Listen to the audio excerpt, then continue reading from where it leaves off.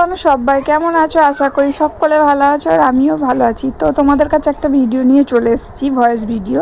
তো এটা আমি গিয়েছিলাম বকখালি ঘুরতে, আর এই জায়গাটা ছিল সুন্দরবনের শেষ সীমানা।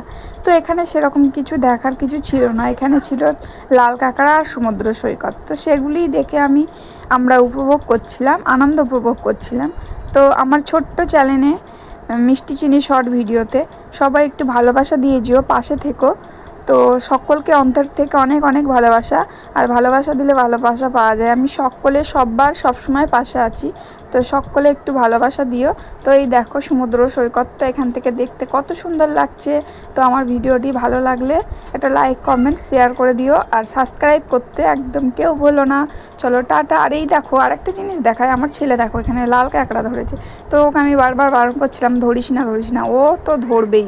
আর এত পরিমাণে এই কাঁকড়াগুলো দৌড়াচ্ছে বলার মতো না।